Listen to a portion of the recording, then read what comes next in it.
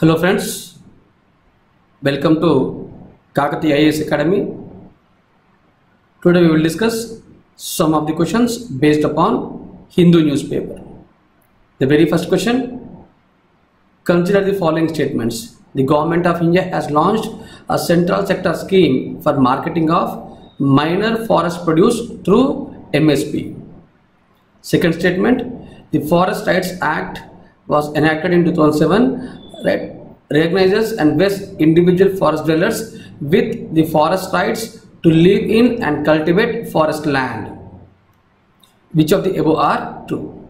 So, the government of India has launched MSP scheme even for minor forest produce, right? And the Forest Right Act of 2007 vests individual forest dwellers with the forest rights to live in and cultivate forest lands. So both are correct.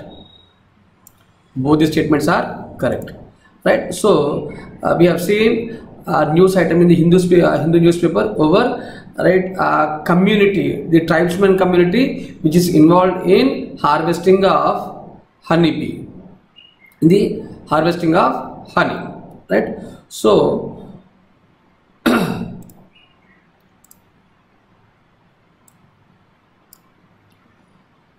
in Kerala's Bhajanchal forest during the lockdown period, a tribesman brought record quantities of wild honey. Right, the harvested honey was around 1800 kgs. Right, so which is quite double, right, from the previous honey collected. And the honey collected, right, the honey collectors are paid 450 rupees per kg. Right, so this is what the news item on the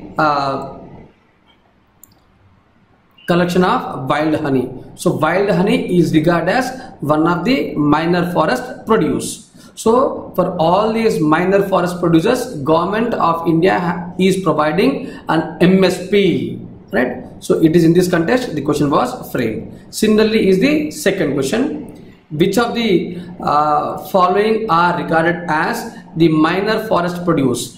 Thendu leaves, bamboo, mahuwa seeds, sal seeds, wild honey, right? All of them are regarded as minor forest produce, right? So this is what about the first and second questions. Coming to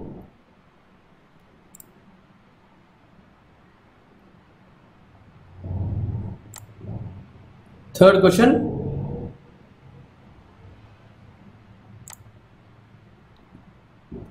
Coming to the third question. So third question, right? Consider the following statements. Consider the following statements on. Coming to third question. Consider the following statements about DPSP. The act as fundamental law where state is required to follow. The aim at promoting only social and political order. They are supplement to part 3 of the constitution. Which of the above is true? Right?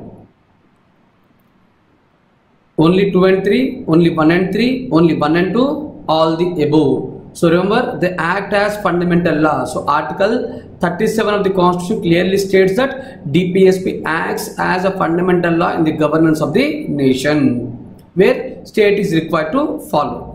The aim at promoting socio-economic and political order. So here it is only social and political order. So it is wrong statement.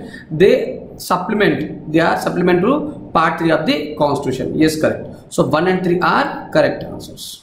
Right.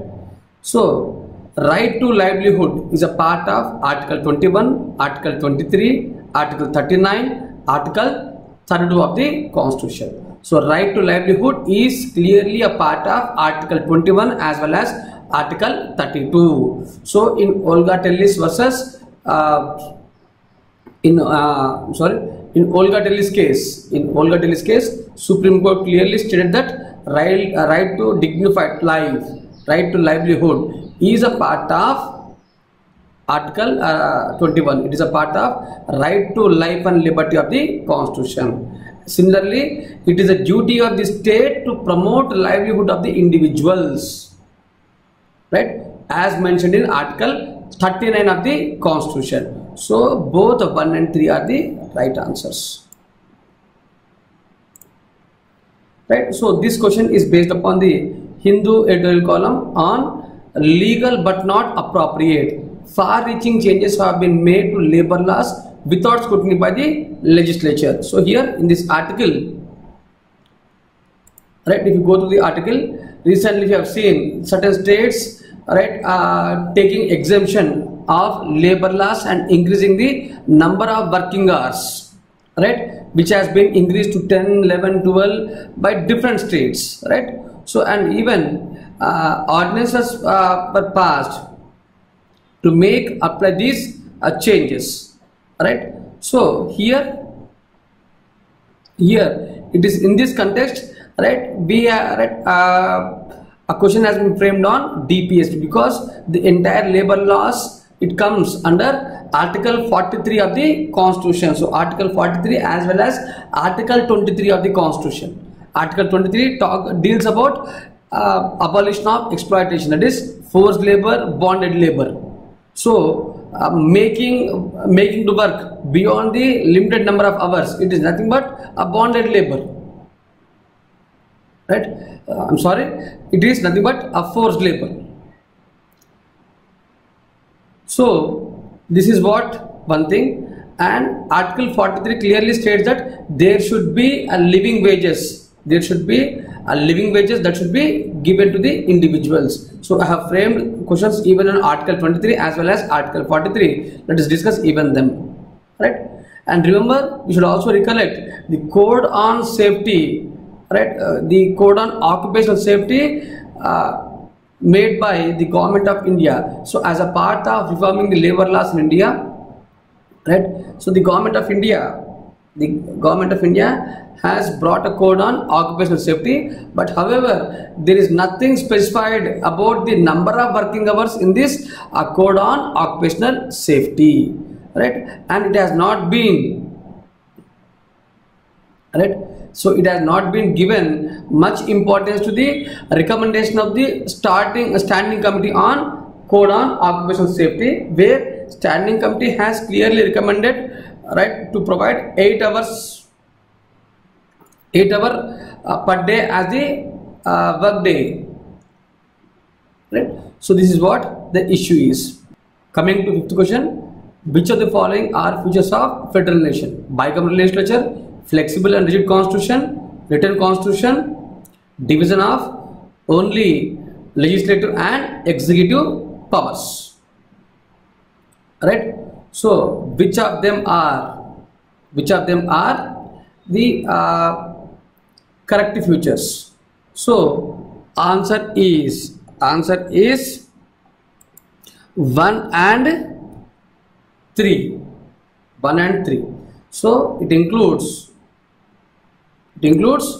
bicameral legislature, written constitution. So coming to flexible constitution is a feature of unitary system, right. So federal nation not only divides legislative and executive powers, but it even divides financial powers also. If you take 7th schedule of Indian Constitution, there is a clear division of legislative, executive and financial powers between the states, between central and states.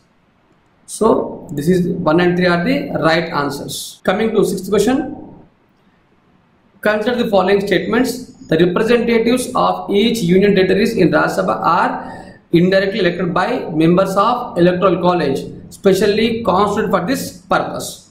Nominated members enjoy all powers, privileges and immunities available to an elected member of parliament and enjoys right to vote in election of president as well as vice president. Which of them is correct? Remember, the representatives of each union territory in Rajya Sabha are indirectly elected by members of electoral college, specially constituted for the purpose.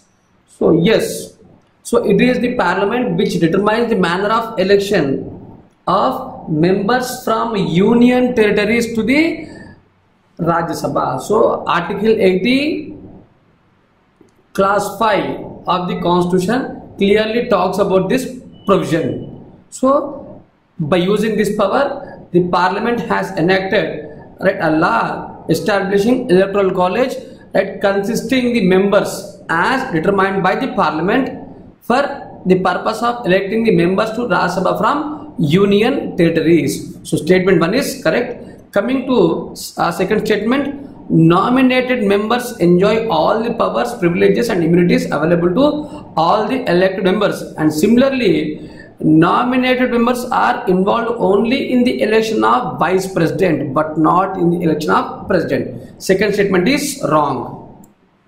Second statement is wrong. Coming to seventh question. So the basis of this question is, so we have read, there is an article published in Hindu paper.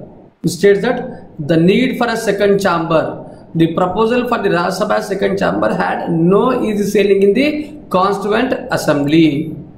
Alright, so this was the article published in the Hindu paper, where the article talks about the essence of Rajya Sabha, the second chamber. So we know that the Indian Councils Act of 1919 for the first time has created a bicameral legislature, and this bicameral legislature is essentially seen as an element of federal nations. So bicameralism and federalism. So bicameralism is a principle that requires the consent of two differently constituted chambers of parliament for making or changing the laws. So this provision, which was originally adopted by American Constitution. So federalism has been in vogue since ancient times, when some of the states got together to confer the powers on the central authority.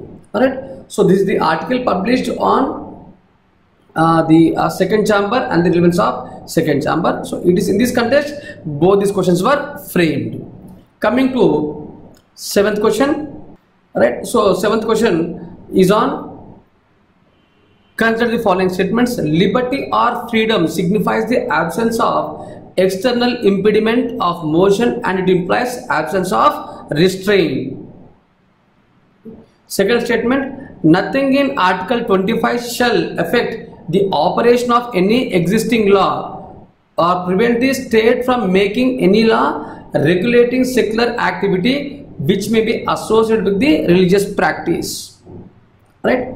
So here we have two statements. One is liberty or freedom, and the second one is on Article 25 of the Constitution.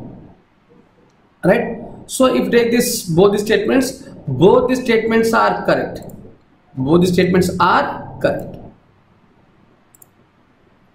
Alright, so Article 25 clearly empowers the state to make regulations, right, in order to promote the secular activity, right, by abolishing all those practices or by regulating all those practices which are not associated with the religion, right. So this is what clearly mentioned, and recently we know that Supreme Court has, during the judgment on the during the entering judgment on Sabarimala case, Supreme Court has decided to refer all the larger issues relating to religion to the 9-judge bench of Supreme Court. So the larger issues relating to the religion are referred to 9-judge bench of Supreme Court. So it is in this context we should recollect all the secular rights given by our Constitution. Right? So this is what about the article. Right, and the questions. I hope you have enjoyed the class. Thank you. So